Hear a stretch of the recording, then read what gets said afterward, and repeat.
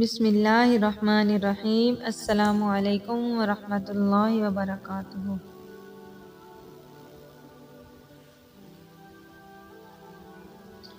وہ اپنی حویلی کی چھت پر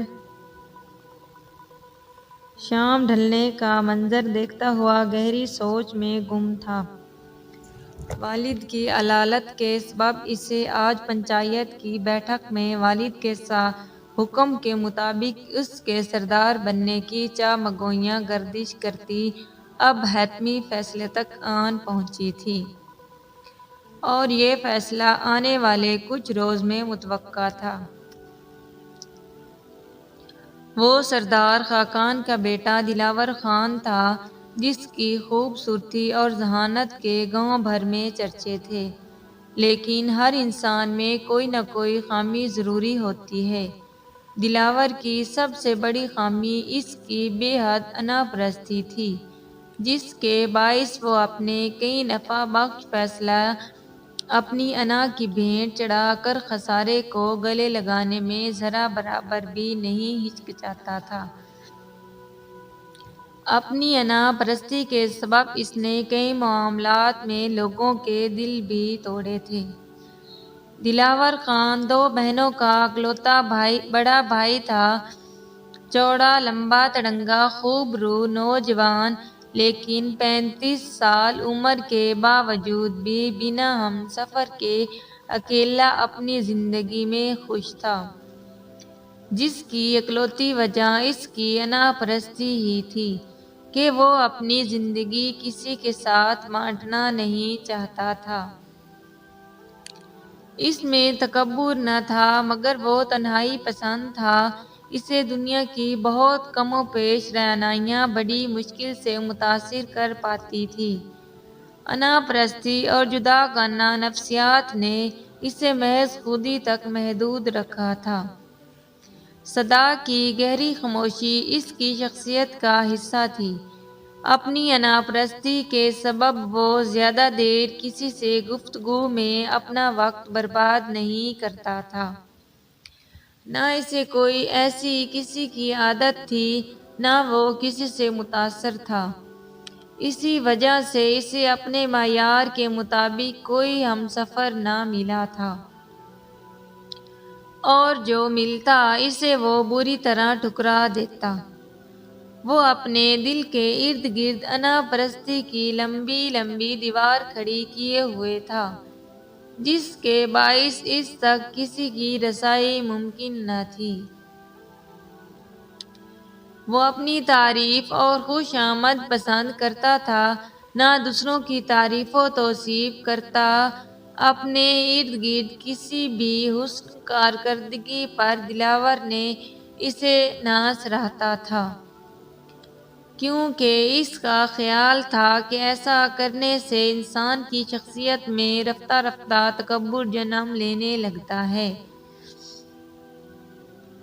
کچھ دن گزرے تھے اور آج بالآخر اہم بیٹھک میں تمام اہل لوگوں کے حتمی مشاورات پر دلاور خان کو سرداری کی پگ ملنے والی تھی، جس کی اسے کوئی تمنا نہ تھی، مگر والد کے فیصلے پر وہ سر خم تسلیم کر چکا تھا۔ والد کی علالت کے سبب بغیر کسی جشن کے سادگی اور خاموشی سے دلاور خان کو سرداری کے اختیارات سونپے گئے۔ دلاور خان کے سردار بننے کی خبر پھیلتے ہی گاؤں میں خوشی کی لہر سی دوڑ گئی تھی، کیونکہ یہ اپنے ارد گرد کا واحد گاؤں تھا جہاں کی سرداری ایک کم عمر قابل اور ذہین شخصیت کو سونپی گئی تھی۔ خبر کی تصدیق ہوتے ہی گاؤں والوں کو لگا گویا ان کے مقدر چمکے ہوں۔ ان کی دعائیں رنگ لے آئی تھیں کہ انہیں ایک بہترین اور قابل شخصیت بطور سردار ملی ہے۔ اختیارات سونپنے کے لیے حویلی میں سادہ سی تقریب منعقد کی گئی تھی، جہاں تمام رسوم و رواج کے ساتھ دلاور خان کو سرداری کے اختیارات سے نوازا گیا۔ یوں منظر تھا گویا حسین شہزادے کو کوئی عظیم سلطنت سونپی گئی ہو۔ زہرانہ اور مہمانوں کی بھرپور ضیافت کے بعد اب رفتہ رفتہ تقریب اپنے اختتام کے قریب تھی، لیکن تنہائی پسند دلاور کو مہمانوں کی چہل پہل سے وہ ہمیشہ تقریب سے یوں ہی بیزار ہو کر کچھ دیر کے لیے نکل جایا کرتا تھا۔ دلاور خان حویلی سے نکل کر کچے راستے پر اپنی گاڑی دوڑاتا گاڑی کو اب کھیتوں کی جانب موڑ گیا۔ دریں اثنا میں رائمہ، جو گلابی اور زرد رنگ کی آمیزش والے سادہ شلوار قمیض کے اوپر گہری سیاہ شال اوڑھے کپڑے کا بنا خوبصورت دستکاری والا تھیلا وہ کاندھے پر لٹکائے کالج سے گھر کی جانب جاتی گہری سوچوں میں پریشان سی محسوس ہو رہی تھی۔ رائمہ اپنا چہرہ شال میں چھپائے کچی زمین پر گلابی خصے میں مقید ملائم پیروں کو یک کے بعد دیگرے اٹھاتی اپنی منزل کی جانب رواں دواں دلاور خان کی گاڑی سے چند قدم کے فاصلے پر ہے۔ بے دھیانی میں اسی جانب آ رہی تھی، گویا اگلے لمحوں میں وہ گاڑی کے سامنے آ کر خود کو کچلنے میں اپنی زندگی کا خاتمہ کر دے گی۔ لیکن دلاور نے اسے فوراً دیکھ کر یکدم گاڑی روکی اور تیش میں گاڑی سے نکل کر لڑکی کو جھاڑ پلانے کی غرض سے اس کے قریب پہنچا، جو آنکھیں پھاڑے ابھی ابھی جان بچانے کے سکتے میں دو چار تھی۔ وہ رائمہ کے قریب پہنچا ہی تھا کہ اس کے ڈھکے ہوئے چہرے میں حیرت سے نکلتی آنکھوں کو اس نے غصے سے دیکھا، جو دلاور کو عجیب گہری محسوس ہوئیں، جس کی گہرائی میں وہ ڈوبتا چلا گیا، اور اسی عالم میں اس کا غصے چہرے سے یکدم غائب ہوا اور اس کے مزاج یکدم بدلے۔ آپ ٹھیک ہیں؟ وہ مہووسا بھاری آواز میں گویا ہوا، جسے سن کر رائمہ سوچ و سکتے کی دنیا سے باہر آتی اس پروجہ شخص کو دیکھنے لگی۔ جی جی ٹھیک ہوں، وہ اپنی چادر جو پہلے سے ٹھیک تھی خود پر مزید ٹھیک کرتی کچھ محتاط سے لہجے میں بولی، جس کے انداز سے عجب سی پریشانی بھی عیاں تھی۔ آپ کو چھوڑ دیتا ہوں۔ نہیں، میں چلی جاؤں گی، بہت شکریہ۔ وہ کندھے پر لٹکایا تھیلا ٹھیک کیے مختصر سا جواب دیتی روانہ ہوئی، اور دلاور اسے تعجب سے دیکھتا رہ گیا تھا۔ اس مختصر سے چند لمحوں پر محیط واقعے کے بعد دلاور خان کھیتوں میں پہنچا تھا، جہاں کھلے تلے پرسکون ماحول میں درخت کے سائے میں زمین پر بیٹھا سگریٹ سلگا کر تازہ ہوا میں کچھ آلودگی کی آمیزش کرتا ارد گرد کے منظر کو نظر میں قید کرتے ہوئے سوچوں میں غرق تھا۔ وہ اب اس لڑکی رائمہ کے حوالے سے سوچ رہا تھا کہ وہ آخر کون تھی، پریشان کیوں تھی، ڈری ہوئی کیوں لگ رہی تھی، اور وہ اس لڑکی کے بارے میں توقع سے زیادہ کیوں سوچ رہا تھا۔ سرداری کے عہدے پر فائز اس کا آج تیسرا دن تھا۔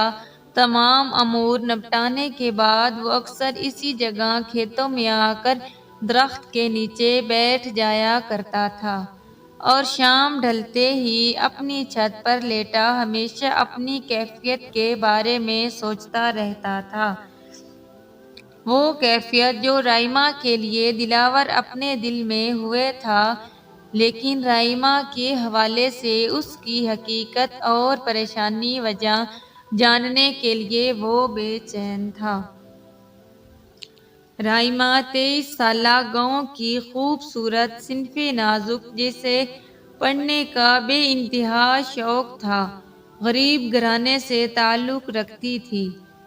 بالآخر سردار دلاور نے رائما کے گھر کا پتہ بھی لگا لیا تھا کہ وہ ایک غریب گھرانے سے تعلق رکھتی ہے۔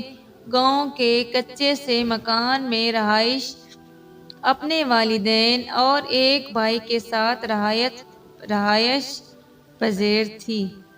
جس مکان کی ایک دیوار حالیہ بارشوں کی نذر ہوتی گر چکی تھی اور اتنی جلدی نئی تعمیرات کروانا ان کے استطاعت سے باہر تھا۔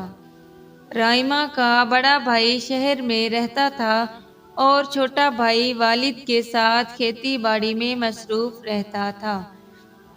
رائما بنیادی سہولیات سے محروم رہنے کے بعد بھی دور دراز علاقے کا سفر طے کرتی کالج کی تعلیم حاصل کرنے میں مصروف عمل تھی۔ سردار دلاور خان رائما کے حوالے سے جانکاری لینے کے بعد اس کے گھر کی تعمیر کا ذمہ لیتے اس کا پکا مکان بنانے کی غرض سے تعمیر شروع کر چکا تھا۔ ساتھ ہی اس کی نگرانی کے غرض سے وہ خود بھی اس احاطے میں آتا رہتا تھا، جس کے باعث رائما نے ایک دفعہ اسے دیکھ کر پہچان لیا تھا اور اسے علم ہوا تھا کہ یہ شخص کوئی اور نہیں بلکہ سردار دلاور ہیں جو اس سے 2 ہفتے پہلے ٹکرایا تھا۔ گھر کی تعمیر کے ساتھ ساتھ رائما کی تعلیم کے شوق کا علم ہوتے دلاور نے حکومتی اداروں کے ساتھ مل کر اپنے گاؤں میں کالج کا سنگ بنیاد بھی رکھا۔ یہ سب کرتے وہ بے اختیار سا رائما کے دل میں بھی اپنی جگہ بنا رہا تھا، جبکہ وہ بھی اپنی اس نئی نویلی کیفیت پر حیران تھا۔ آخر اسے کیوں کسی کی اتنی پرواہ ہونے لگی تھی؟ سردار بنتے اسے 2 مہینے گزر گئے اور وہیں کھیتوں کے قریب درخت کے سائے میں بیٹھنا اب دلاور کا معمول سا بن چکا تھا، جہاں اسے کبھی کبھی رائما کی جھلک دکھائی دیتی تھی جو اس کے بنجر دل پر اوس بن کر گرتی تھی۔ آج بھی اس نے رائما کو وہاں سے گزرتے دیکھا تھا، جسے دیکھ کر بے اختیار سی مسکراہٹ دلاور کے چہرے کی زینت بنی تھی۔ رائما بھی یک لمحہ پلکیں اٹھاتے اسے دیکھ کر گزری تھی۔ دلاور کو آج اپنے ان گنت سوالوں کا جواب خود اس کے دل سے مل چکے تھے، اس لیے اندازہ ہوا کہ اس کے دل پر پہلی بار محبت نے دستک دی تھی۔ سردار دلاور جو اب نئے نئے عشق میں بھی گرفتار ہوا ہے، اسے واقعی دل توڑنے والوں میں سے کسی کی بد دعا لگی ہے جس سے وہ انجان تھا۔ رفتہ رفتہ دیگر مہمانیوں سمیت اب دلاور روز رائما کے باپ بھائی کے کام سے واپس آنے سے قبل رائما کے گھر کے باہر اس کے لیے تعلیمی سامان اور ان کے گھر کی ضروریات کی چیزیں رکھ کر دروازے پر دستک دیتا اوجل ہو جاتا تھا، جسے رائما کے گھر والے چاہ کر بھی تلاش نہیں کر پا رہے تھے کہ آخر اب یہ کیا ماجرا ہے اور یہ سب کون کر رہا ہے۔ رائما نے مسلسل 1 ہفتے تک گھر کی دہلیز پر سامان رکھنے کا سلسلہ دیکھتے ہوئے ایک دن کالج سے چھٹی کر کے دروازے سے چھپ کر دیکھنے کا فیصلہ کیا، جہاں آج بھی سردار دلاور سفید بوس کی بھاری شلوار قمیض پر شال اوڑھے کچھ کتابیں، نوٹس اور گھر کا راشن رکھ کر خاموشی سے دروازے پر دستک دیے دبے پاؤں روانہ ہوا۔ رائما اپنی آنکھوں سے یہ منظر دیکھتے ششدر رہ گئی تھی، گویا اسے اپنی آنکھوں پر یقین نہ آ رہا ہو کہ کیا یہ وہی سردار دلاور خان ہے جس کے انا اور غرور کے قصوں کی گاؤں میں بازیں گذشت ہوتی تھی۔ حقیقت سامنے آنے کے بعد رائما بنا کسی کو بتائے رات بھر سردار کے عمل کے بارے میں سوچ رہی تھی، جس کی اصل وجہ سے وہ لا علم تھی۔ لیکن دوسری جانب وہ سردار دلاور کو پسند بھی کرنے لگی تھی۔ اس نے 2 دفعہ جہاں سردار دلاور کو پایا تھا، اگلے دن بھی وہیں جا کر اس سے پوچھ گچھ کا فیصلہ کیا، اسی امید پر کہ شاید وہ مل جائے اور اس سے سوالات کرتے وہ اپنی اس الجھی گتھی کو سلجھا جائے۔ اسی مقصد کے لیے سپہر کے وقت وہ وہیں کھیتوں میں پہنچی، جہاں آج بھی اسی طرح دلاور سگریٹ سلگاتا ہوا درخت کے سائے میں کسی عام انسان کی طرح پرسکون بیٹھا، سرد تازہ ہوا کو سانسوں میں کھینچتا سر جھکائے ہوئے تھا۔ رائما اسے موجود دیکھ کر اپنے سوالوں کے جواب کی امید میں اس کے قریب پہنچی۔ مجھے پتہ لگا ہے کہ روز گھر پر آپ سامان پہنچاتے ہیں، کیا میں اس کی وجہ جان سکتی ہوں؟ وہ مزاج میں جھوٹی سختی لاتے گویا ہوئی تھی۔ دلاور خان سے کبھی کسی نے اسی طرح بات کرنے کی جرأت نہ کی تھی۔ دلاور جانی پہچانی آواز پر بڑے تحمل سے سر اٹھاتا اپنے سامنے کھڑی اس دوشیزہ کو دیکھنے لگا، جو چادر اوڑھے منہ چھپائے تھی مگر ماتھے پر بل ڈالے تھے، جسے وہ محسوس کرتا مسکرایا۔ یہ کیا طریقہ ہوا محترمہ؟ نہ سلام نہ دعا، کیا جنگ عظیم چھڑانے آئے ہو؟ وہ کچی زمین پر ہتھیلیاں رکھ کر زمین سے اٹھتا بھاری آواز میں گویا ہوا اور رعب سے کھڑا ہو کر ہاتھوں کو ایک دوسرے سے جھٹک کر صاف کرنے لگا، جس کے جملے پر وہ ذرا سی شرمندہ خاموش تھی۔ ویسے تمہیں کیسے پتا کہ سامان میں لاتا ہوں؟ اس کی خاموشی پر دلاور نے دوبارہ سوال کیا۔ آپ کو دیکھا تھا میں نے، وہ نرزہ چراتے مدھم سی آواز میں بولی۔ اوہ، آپ بتائیں، آپ یہ سب کیوں کر رہے ہیں؟ کوئی خاص وجہ؟ پتہ نہیں۔ رائما کے سوال پر بھی اس نے اپنے دل میں چھپی اصل بات نہ بتائی، حالانکہ حقیقت آشکار کرنے کا موقع مناسب تھا۔ پتہ نہیں، اسے ایسے کیسے پتہ نہیں؟ کوئی تو وجہ ہوگی، بتائیں ہمیں۔ بتا دوں؟ اس کے دوبارہ پوچھنے پر اب دلاور نے حقیقت رائما کے سامنے بیان کرنے کا محض کا ارادہ کیا تھا۔ جی جی بالکل، بتائیں۔ چپ کیوں ہیں؟ جلدی بتائیں، مجھے دیر ہو رہی ہے، امی پریشان ہوں گی میرے لیے۔ دلاور کچھ لمحے خاموش میں ارادہ مضبوط کرتا، اس کی آنکھوں میں آنکھیں ڈالے اپنے دل کی بات اب اسے کہنے ہی لگا تھا کہ رائما نے مزید ایک اور جملہ داغ دیا، جو دلاور پر ناگوار گزرا تھا۔ دیر ہو رہی ہے۔ جس کے پاس دلاور کے لیے وقت نہ ہو، اس پر دلاور اپنا وقت کبھی ضائع کیسے برباد کر سکتا ہے؟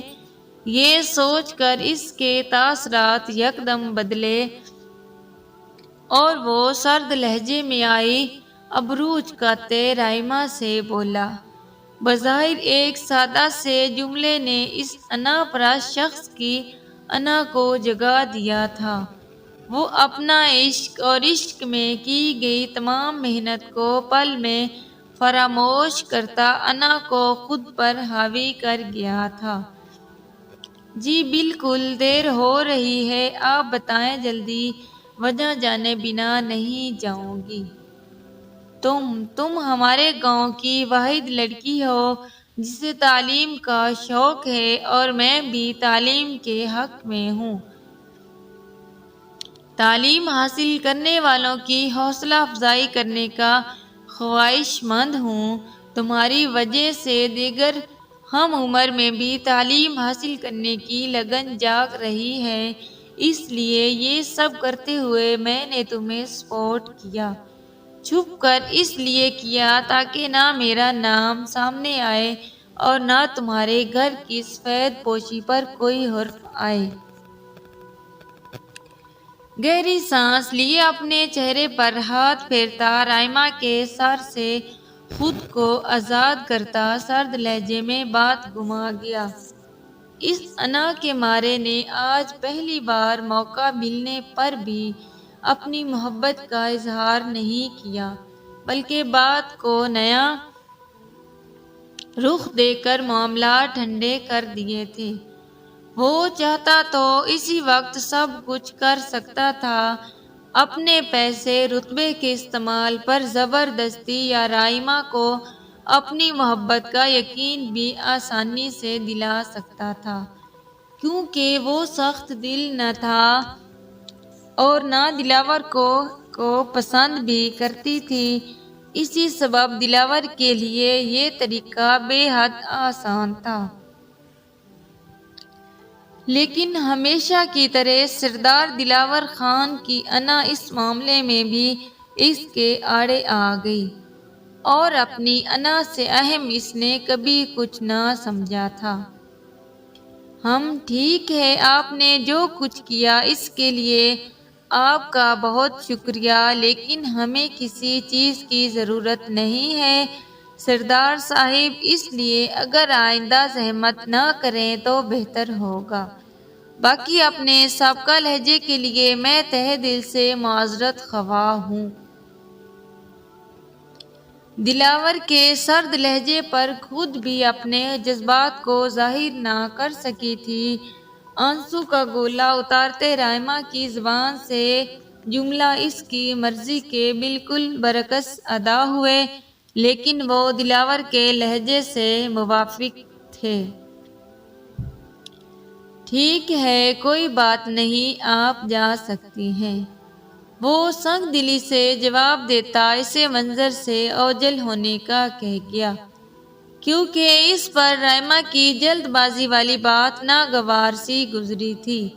جبکہ رائما اس بات سے انجان، اس کا چہرہ حیرت سے تکنے لگی کہ وہ کل والا دلاور کہیں سے نہیں لگ رہا تھا۔ رائما کو اس کے جملے سے یوں لگا گویا اسے کسی نے دھتکار دیا ہو۔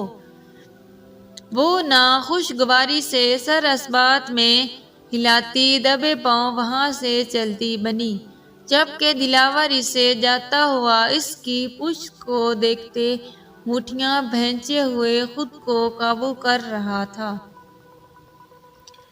بہت قیمتی ہے تمہارا وقت، آج کے بعد مجھ جیسے پر برباد نہیں کرنے دوں گا تمہیں۔ آنکھوں میں سرخی لیے اس کے دل میں رائما کے پلٹتے ہی درد سا اٹھا تھا، جو وہ محض اپنی انا کی خاطر سہ رہا تھا۔ وہ سرد مہری ظاہر کرتا خود گویا ہوا اور مسلسل اس کی پشت کو دیکھ رہا تھا،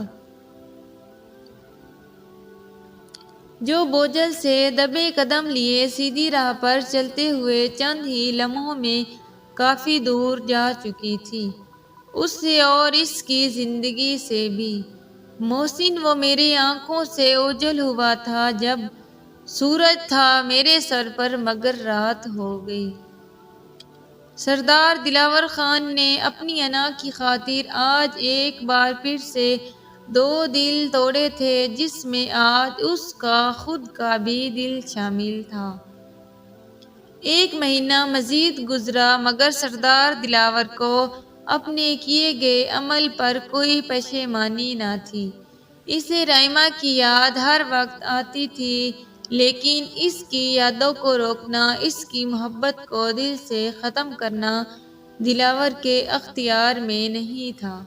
لیکن اس کی انا پرستی ہمیشہ کی طرح آج بھی اسے اپنی انا کی ضد میں آنے والے ہر فیصلے پر عمل پر سراہتی تھی، جس کے باعث اسے کبھی اپنے کیے گئے کسی عمل پر پچھتاوا نہ ہوا تھا۔ لگ بھگ چند دن گزرے تھے کہ رائما کی پڑھائی ختم ہوتے اس کا رشتہ اس کے شہر میں رہنے والے بھائی میں شہر میں ہی طے کر دیا تھا، جسے باقی سبھی گھر والے بھی مناسب سمجھتے ہوئے اس رشتے پر اپنی رضامندی ظاہر کر گئے تھے۔ گاؤں میں خبر پھیلتے ہوئے اب گاؤں کے سردار کی حویلی تک بھی پہنچی تھی، جہاں غریب انجان باپ اپنی بیٹی کی شادی کے لیے گاؤں کے سردار کو رسمی دعوت دینے اس کی حویلی پہنچا تھا۔ اسے کیا خبر تھی کہ جس کی شادی پر مدعو کرنے آیا ہے، وہ اس کے بنجر بے جان دل کو دھڑکانے کا سبب بنی تھی۔ خبر سنتے ہی دلاور کو دھچکا لگا تھا۔ اب اسے دل ہی دل میں پچھتاوا ہوا تھا، لیکن اب اس کا کوئی فائدہ نہ تھا اور نہ اس کا پچھتاوا کسی کام کا تھا۔ جس کے نکاح اور رخصتی پر حویلی کے دیگر افراد تو گئے تھے مگر وہ نہ گیا تھا۔ کیوں نہ گیا تھا، یہ سارے جہان میں صرف وہ اور اس کا خدا جانتا تھا۔ آج اس کی گاؤں سے رخصتی کے بعد پہلا دن تھا۔ دلاور کا دل ویران سا محسوس ہوا، جس کے باعث ارد گرد کا منظر، ماحول، حتیٰ کہ پورا گاؤں اس ایک لڑکی کے جاتے دلاور خان کو بہت بے حد ویران سنسان کاٹنے کو دوڑا تھا۔ آج زندگی میں پہلی بار اپنی انا کو اپنا دشمن جانا تھا۔ اسے احساس ہوا تھا کہ کاش اس لمحے جب وہ اس کی آنکھوں کے سامنے تھی، اس کے کہے گئے جملے کو اپنی انا کا مسئلہ نہ بناتا، تو آج وہ کسی اور کی بجائے اس کی دلہن ہوتی۔ اب دیر ہو چکی تھی اور اپنے کیے گئے عمل کی سزا بھی اس نے اپنے لیے خود مختص کی، خود کو ہمیشہ کے لیے اکیلا چھوڑ کر۔ رحیمہ ہمیشہ اس کے دل میں تھی، لیکن اس بات کا کسی کو علم نہ تھا، جبکہ دلاور نے خود کو اپنے عشق میں ناکامی کی سزا دی تھی، جو اس کی صدا کا روگ بن گیا تھا۔ عشق میں اگر خاک نہ ہوا تو کیا خاک عشق ہوا۔ کچھ سالوں میں رائما کے بعد گاؤں کی کافی بچیوں میں تعلیم حاصل کرنے کی جستجو بڑھی۔ اب دلاور وہ کام جو صرف ایک گھر کے لیے محض اپنی محبت کی خاطر کرتا تھا، وہ کام اب پورے گاؤں کے لیے اس کا معمول بن چکا تھا کہ گاؤں کے ہر غریب گھرانے میں ہر مہینے خاموشی سے اپنے ملازمین کے ہاتھوں ضرورت کی اشیاء پہنچانا اور ان کا خیال رکھنا یہ واحد ذریعہ بنا تھا دلاور کی دلی سکون کا، اور وہ معمولی سی خوشی جو اس سے اپنے گاؤں کی بہتری کے ذریعے ملتی تھی، وہ تاحیات اس کا مقصد بن چکا تھا۔ ختم شدہ زمانے میں کئی سارے دلاور موجود ہیں جو اپنی زندگی کے کئی اہم فیصلے اپنی انا کو تسکین پہنچانے کی غرض سے نہیں لے پاتے۔ انا پرستی کو لوگ آج کل ٹرینڈ مانتے ہیں اور اسے اختیار کرنے والوں کو کچھ الگ ہی نگاہ سے دیکھا برتر کے طور پر جاتا ہے، لیکن یہ کسی بھی طرح سے انسان کے لیے بطور خوبی نہیں مانی جا سکتی۔ انا پرستی انسان کو ہمیشہ اپنے خونی رشتوں، اپنی محبت، اپنی کامیابیوں اور حکم کی تعمیل کرنے سے روکتی ہے اور بہت دور لے جاتی ہے۔ اس افسانے میں بظاہر دو سبق ہیں، ایک تو انا پرستی کے حوالے سے، دوسرا جسے زیادہ تر ہائی لائٹ نہیں کیا گیا وہ ہے بات کا دل میں رہ جانا۔ جب کسی صحیح موقع پر بھی اپنی بات کو کہنے سے مسلسل ہچکچائیں اور اپنی بات کہنے والے سے نہ کہیں تو ایک وقت ایسا آتا ہی ہے کہ آپ کو احساس ہوتا ہے کہ جو اصل وقت تھا وہ گزر گیا، اب بات ہمیشہ کے لیے آپ کے دل کے کسی کونے میں پڑی رہ جاتی ہے اور اس کا پچھتاوا انسان کو اندر ہی اندر کھائے جا رہا ہوتا ہے۔ زندگی بہت مختصر ہے، اپنی اہم بات کو انجام سے خوف کھائے بنا کہنے والے سے کہہ دیا کریں۔ بات دل میں رکھنے کے موضوع سے ایک اور بات بھی میرے ذہن میں آئی ہے کہ میں نے اکثر دیکھا ہے کہ انسان کسی معاملے میں اچھی کارکردگی دیکھتے ہوئے بھی لوگ تعریف کرنا چاہتے ہیں، لیکن انا پرستی کے آڑے آتے وہ کبھی بہترین کارکردگی کو سراہا نہیں پاتے، جو کہیں کہیں حسد، تنگ نظری کی چنگاری بھی انا پرستی کے دل میں بھڑکا دیتا ہے۔ تو اس بات سے یہ بھی ثابت ہوتا ہے کہ انا پرستی کے ارد گرد کئی دیگر برائیاں بھی ساتھ ساتھ ہماری فطرت کا حصہ بنتی ہیں۔ انا پرستی کو اپنی فطرت سے نکال دور پھینکیں اور تعریف کے حقیقی معنوں میں مستحق کی کھل کر تعریف کریں اور خود کو انا پرستی کے چنگل سے آزاد کر کے معاشرے میں مثبت تبدیلیاں رونما کرنے میں اپنا کردار ادا کریں۔ انا پرستی مردوں میں اکثر پائی جاتی ہے، جو ذرا سے معاملات کو اپنی انا کا مسئلہ بنا دیتے ہیں، خود کو اور کئی دفعہ تو دوسروں کو قربانیاں دینے پر مجبور کر دیتے ہیں۔ انا پرستی کے بجائے اگر ہمارے اندر ہم عزت نفس کو پروان چڑھائیں تو بطور ایک قوم ہم کئی مسائل سے خود نمٹ سکتے ہیں۔ شکریہ۔ اگر کہانی پسند آئے تو